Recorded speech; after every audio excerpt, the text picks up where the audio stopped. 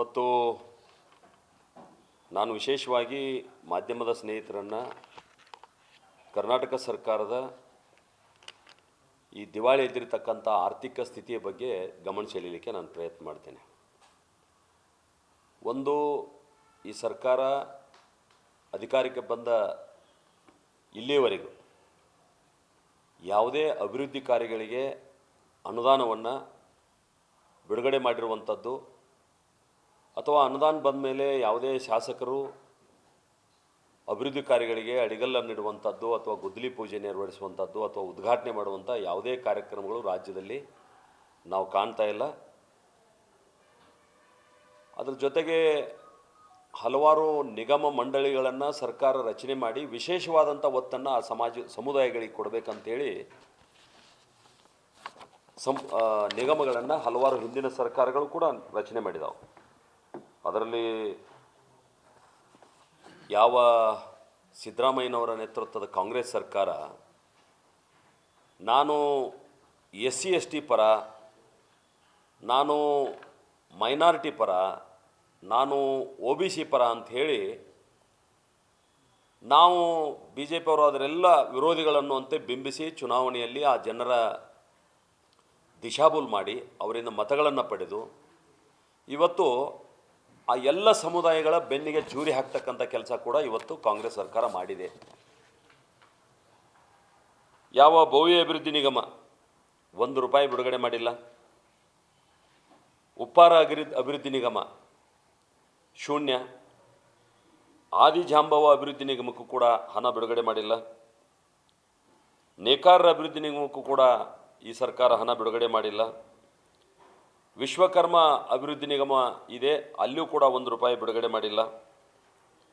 ಈಡಿಗ ಬಿಲ್ಲವ ಅಭಿವೃದ್ಧಿ ನಿಗಮ ಇದೆ, ಅಲ್ಲಿಯೂ ಕೂಡ ಅನುದಾನವನ್ನು ಬಿಡುಗಡೆ ಮಾಡಿಲ್ಲ. ಯಾವ ದಿನನಿತ್ಯದ ಸ್ವಚ್ಛತೆಗಾಗಿ ಕೆಲಸ ಮಾಡ್ತಕ್ಕಂಥ ಸಫಾಯಿ ಕರ್ಮಚಾರಿ ಅಭಿವೃದ್ಧಿ ನಿಗಮ ಇದೆ, ಅವರಿಗೂ ಕೂಡ ಬಿಡಿಗಾಸನ್ನು ಕೂಡ ಇವತ್ತಿನ ಕಾಂಗ್ರೆಸ್ ಸರ್ಕಾರ ಬಿಡುಗಡೆ ಮಾಡಿಲ್ಲ ಅನ್ನುವಂಥದ್ದನ್ನು ನಾನು ತಮ್ಮ ಗಮನಕ್ಕೆ ತರಲಿಕ್ಕೆ ಬಯಸ್ತೇನೆ. ಹೀಗಾಗಿ ಇದೊಂದು ಶೂನ್ಯ ಅನುದಾನದ ಸರ್ಕಾರ. ಶೂನ್ಯ ಅನುದಾನ, ಯಾವುದೇ ಅನುದಾನ ಕೊಟ್ಟಿಲ್ಲ, ಅದಕ್ಕೆ ಇದು ಶೂನ್ಯ ಅನುದಾನದ ಸರ್ಕಾರ, ಅಭಿವೃದ್ಧಿ ರಹಿತ ಸರ್ಕಾರ ಮತ್ತು ಆರ್ಥಿಕವಾಗಿ ದಿವಾಳಿ ಎದ್ದು ಹೋಗಿರ್ತಕ್ಕಂಥ ಸರ್ಕಾರ ಅಂತ ಹೇಳಿದ್ರೆ ತಪ್ಪಾಗಲಿಕ್ಕಿಲ್ಲ ಅಂತ ನನಗನ್ನಿಸ್ತದೆ. ಹೀಗಾಗಿ ಇವತ್ತು ರಾಜ್ಯದಲ್ಲಿ ಅಭಿವೃದ್ಧಿ ಶೂನ್ಯವಾಗಿದೆ. ಅನುದಾನ ಶೂನ್ಯ ಆದಮೇಲೆ ಅಭಿವೃದ್ಧಿ ಶೂನ್ಯ ಆಗೇ ಆಗ್ತದೆ. ಈ ರೀತಿ ಸರ್ಕಾರ. ಅದ್ರ ಜೊತೆಗೆ ಇನ್ನೊಂದು ವಿಶೇಷ ನಾನು ತಮ್ಮ ಗಮನಕ್ಕೆ ತರಬೇಕಂತಂದ್ರೆ SCP TSP ಅಂಥೇಳಿ ಅನುದಾನದ ಅಂದ್ರೆ ಪರ್ಟಿಕ್ಯುಲರ್ ಪರಿಶಿಷ್ಟ ಜಾತಿ ಮತ್ತು ಪರಿಶಿಷ್ಟ ಪಂಗಡದ ಜನರ ಕಾಲನಿಗಳ ಅಭಿವೃದ್ಧಿ ಆಗಬೇಕಂತೇಳಿ ಕಳೆದ ಹಲವಾರು ವರ್ಷಗಳಿಂದ ಈ ಅನುದಾನವನ್ನು ನಾವು ಉಪಯೋಗ ಮಾಡ್ಕೋತಾ ಇದ್ದೀವಿ.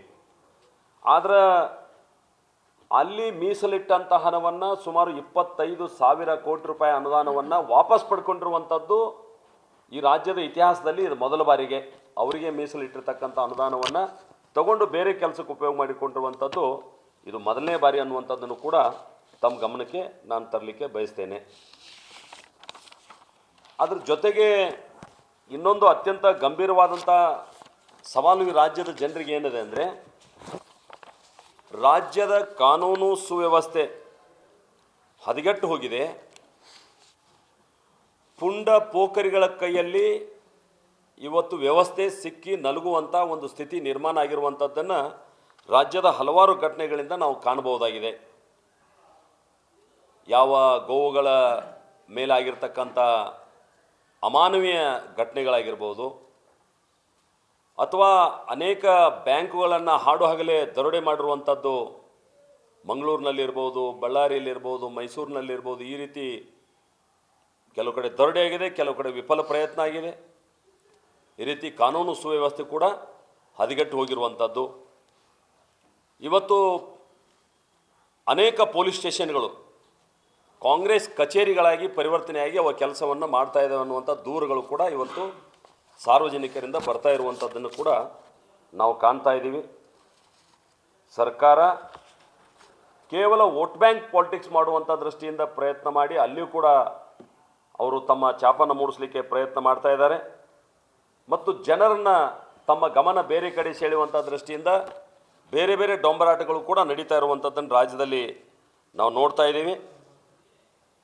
ಕರ್ನಾಟಕದಲ್ಲಿ ಕಾಂಗ್ರೆಸ್ ಸರ್ಕಾರ ಆಡಳಿತಕ್ಕೆ ಬಂದ ಮೇಲೆ ನ್ಯಾಷನಲ್ ಕ್ರೈಮ್ ಬ್ಯೂರೋ ಅವರ ರಿಪೋರ್ಟಿನ ಪ್ರಕಾರ 56% ಅಪರಾಧ ಪ್ರಕರಣಗಳು ಹೆಚ್ಚಾಗಿರುವಂಥದ್ದು ಇವತ್ತು ನಿಮ್ಮ ಗಮನಕ್ಕೆ ತರಲಿಕ್ಕೆ ನಾನು ಬಯಸ್ತೇನೆ.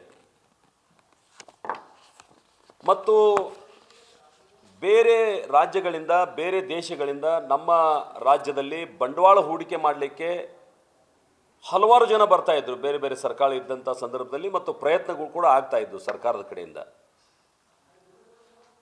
ಇತ್ತೀಚೆಗೆ ದಾವೋಸ್ನಲ್ಲಿ ನಡೆದಂಥ ವಿಶ್ವ ಬಂಡವಾಳ ಹೂಡಿಕೆದಾರರ ಸಮಾವೇಶದಲ್ಲಿ ಕರ್ನಾಟಕಕ್ಕೆ ಒಂದು ಬಿಡುಗಾಸು ಕೂಡ ಬಂದಿಲ್ಲ ಅನ್ನುವಂಥದ್ದನ್ನು ಕೂಡ ಇವತ್ತು ನಾನು ತಮ್ಮ ಗಮನಕ್ಕೆ ತರಲಿಕ್ಕೆ ಬಯಸ್ತೇನೆ. ಒಂದು ಕಡೆ ಆರ್ಥಿಕ ದಿವಾಳಿ ಎದ್ದಿರ್ತಕ್ಕಂಥ ಸರ್ಕಾರ ಅಭಿವೃದ್ಧಿ ಶೂನ್ಯವಾಗಿದೆ, ಅನುದಾನ ಶೂನ್ಯವಾಗಿದೆ. ಇನ್ನೊಂದು ಕಡೆ ರಾಜ್ಯದಲ್ಲಿ ಒಂದು ಕಡೆ ಬ್ಯಾಂಕನ್ನು ದರೋಡೆಕೋರರು ಲೂಟಿ ಮಾಡ್ತಾ ಇದ್ದರೆ ಸರ್ಕಾರಿ ಬೊಕ್ಕಸವನ್ನು ಹಲವಾರು ಸಚಿವರು ಶಾಸಕರು ಲೂಟಿ ಮಾಡಿರುವಂಥದ್ದು ಕೂಡ ವಿಧಾನಸಭೆಯಲ್ಲಿ ಚರ್ಚೆ ಆಗಿದೆ. ಸ್ವತಃ ಮುಖ್ಯಮಂತ್ರಿಗಳೇ ಒಪ್ಪಿಕೊಂಡಿದ್ದಾರೆ. 187 ಕೋಟಿ ಎಲ್ಲ ವಾಲ್ಮೀಕಿ ಹಗರಣದಲ್ಲಿ 89 ಕೋಟಿ ರೂಪಾಯಿ ಮಾತ್ರ ಅಂತೇಳಿ ಮುಖ್ಯಮಂತ್ರಿಗಳು ಒಪ್ಪಿಕೊಳ್ಳುವಂಥದ್ದು ಮತ್ತು ಅವರು ಬೇಲ್ ಮೇಲೆ ಹೊರಗೆ ಓಡಾಡುತ್ತಿರುವಂಥದ್ದನ್ನು ಗಮನಿಸಿದ್ರೆ ಕಾಂಗ್ರೆಸ್ ಪಕ್ಷ ಅಭಿವೃದ್ಧಿ ಮಾಡೋದ ಕಡೆ ಗಮನ ಇಲ್ಲ, ಈ ರಾಜ್ಯದ ಬೊಕ್ಕಸವನ್ನು ಲೂಟಿ ಮಾಡಬೇಕು. ಈ ಮೂಲಕ ಕಾಂಗ್ರೆಸ್ಸಿನ ಕರ್ನಾಟಕ ಸರ್ಕಾರದ ಮೂಲಕ ಕೇಂದ್ರಕ್ಕೂ ಕೂಡ ಹಣವನ್ನು ಸಂದಾಯ ಮಾಡಬೇಕನ್ನುವಂಥ ಕಾಯಕದಲ್ಲಿ ತೊಡಗಿದೆ ಹೊರತು ಜನರ ಅಭಿವೃದ್ಧಿಗಾಗಿ ಅವ್ರದ್ದು ಯಾವುದೇ ಚಿಂತನೆ ಇಲ್ಲ ಅನ್ನುವಂಥದ್ದು ನಾನು ತಮ್ಮ ಗಮನಕ್ಕೆ ತರಲಿಕ್ಕೆ ಬಯಸ್ತೇನೆ. ಅದರ ಜೊತೆಗೆ ಅವ್ರು ಯಾವ ರೀತಿ ಕುಂಭಕರ್ಣ ನಿದ್ದೆಯಲ್ಲಿದ್ದಾರೆ ಅಂತಂದ್ರೆ ಗ್ರಾಮೀಣ ಪ್ರದೇಶದ ಆಡಳಿತ ವ್ಯವಸ್ಥೆಯಾಗಿರ್ತಕ್ಕಂಥ ಜಿಲ್ಲಾ ಪಂಚಾಯತ್ ತಾಲೂಕಾ ಪಂಚಾಯತ್ ಚುನಾವಣಾ ಅಧಿಕಾರಿಗಳು ಮಾಡಲಿಕ್ಕೆ ತಯಾರಿದ್ದರೂ ಕೂಡ ಇವತ್ತು ಕುಂಟು ನೆಪ ಹೇಳಿಕೊಂಡು ರಾಜ್ಯದ ಜಿಲ್ಲಾ ಪಂಚಾಯತ್ ತಾಲೂಕಾ ಪಂಚಾಯತ್ ಚುನಾವಣೆಯನ್ನು ಮಾಡಲಿಕ್ಕೆ ಮೀನಾವೇಶ ಎಣಿಸ್ತಾ ಇದ್ದಾರೆ. ಮಾಡುವಂಥ ಯಾವುದೇ ಲಕ್ಷಣಗಳು ಅವರಲ್ಲಿ ಕಾಣ್ತಾ ಇಲ್ಲ ಅನ್ನುವಂಥದ್ದೊಂದು. ರೈತರ ಜೀವನಾಡಿಯಾಗಿರ್ತಕ್ಕಂಥ APMCಗಳು ಇವತ್ತು ಬಹುತೇಕ APMCಗಳು ಆಡಳಿತ ಮಂಡಳಿ ಇಲ್ಲದೆ ಹೇಳೋರು ಕೇಳೋರು ದಿಕ್ಕಿಲ್ಲದೆ ಈ ರೀತಿ ರೈತರಿಗೂ ಕೂಡ ಒಂದು ಕಡೆ ಅನ್ಯಾಯ ಆಗ್ತಾ ಇದೆ. ಸುಮಾರು 162 APMCಗಳಿದಾವೆ, ಅಲ್ಲಿಯೂ ಕೂಡ ಚುನಾವಣೆ ಆಗಿಲ್ಲ. ಈ ರೀತಿ ಆಡಳಿತ ವ್ಯವಸ್ಥೆಯನ್ನು ನಡೆಸಬೇಕಾದಂಥ ಜಿಲ್ಲಾ ಪಂಚಾಯಿತಿ ತಾಲೂಕಾ ಪಂಚಾಯಿತಿ APMC ಈ ಥರದ ಸಂಸ್ಥೆಗಳಿಗೂ ಕೂಡ ಚುನಾವಣೆ ನಡೆಸುವಲ್ಲಿ ಮೀನಾವೇಶ ಎನಿಸೋದ್ರ ಪ್ರಕಾರ ಆಡಳಿತದ ಅರಾಜಕತೆ ಇವತ್ತು ರಾಜ್ಯದಲ್ಲಿ ಆಗಿದೆ ಅನ್ನುವಂಥದ್ದನ್ನು ಕೂಡ ತಮ್ಮ ಗಮನಕ್ಕೆ ನಾನು ತರಲಿಕ್ಕೆ ಬಯಸ್ತೇನೆ. ಹೀಗಾಗಿ ನಾನು ರಾಜ್ಯದ ಜನರ ಪರವಾಗಿ ಈ ಸರ್ಕಾರಕ್ಕೆ ಒತ್ತಾಯ ಮಾಡ್ತೇನೆ. ನಿಮ್ಮ ಮೇಲೆ ಭಾಳ ದೊಡ್ಡ ಭರವಸೆಯನ್ನು ಇಟ್ಟುಕೊಂಡು ರಾಜ್ಯದ ಜನ ಸುಮಾರು 136 ಸೀಟುಗಳನ್ನು ಗೆಲ್ಲಿಸಿಕೊಟ್ಟಿರ್ತಕ್ಕಂಥ ಈ ಸಂದರ್ಭದಲ್ಲಿ ನೀವು ಒಳ್ಳೆಯ ಆಡಳಿತವನ್ನು ಕೊಡಬೇಕು. ಇಲ್ಲ ಅಂದರೆ ರಾಜ್ಯದ ಜನರ ನಿಮ್ಮ ಮೇಲೆ ಏನು ವಿಶ್ವಾಸ ಇಟ್ಟರದ ಆ ವಿಶ್ವಾಸಕ್ಕೆ ಚ್ಯುತಿ ಬರಲಾರದ ರೀತಿಯಲ್ಲಿ ನೀವು ಸರ್ಕಾರ ಬಿಟ್ಟು ತೊಲಗಬೇಕು. ಭಾರತೀಯ ಜನತಾ ಪಾರ್ಟಿ ನಿಮ್ಮನ್ನು ಕುರ್ಚಿಯಿಂದ ತೊಲಗಿಸುವವರೆಗೂ ನಾವು ಸುಮ್ಮನೆ ಇರೋದಿಲ್ಲ. ಒಂದು ವಿರೋಧ ಪಕ್ಷವಾಗಿ ನಾವು ಹೋರಾಟವನ್ನು ಮಾಡ್ತೀವಿ ಅನ್ನುವಂಥದ್ದನ್ನು ತಮ್ಮ ಮೂಲಕ ಕಾಂಗ್ರೆಸ್ ಪಕ್ಷದ ಸರ್ಕಾರಕ್ಕೆ, ಮಾನ್ಯ ಮುಖ್ಯಮಂತ್ರಿಗಳಿಗೆ, ಅವರ ಸಚಿವರಿಗೆ ಎಚ್ಚರಿಕೆಯನ್ನು ಕೊಡಲಿಕ್ಕೆ ನಾನು ಬಯಸ್ತೇನೆ. ಉಳಿದದ್ದನ್ನು ತಾವು ಮಾತಾಡುವುದು.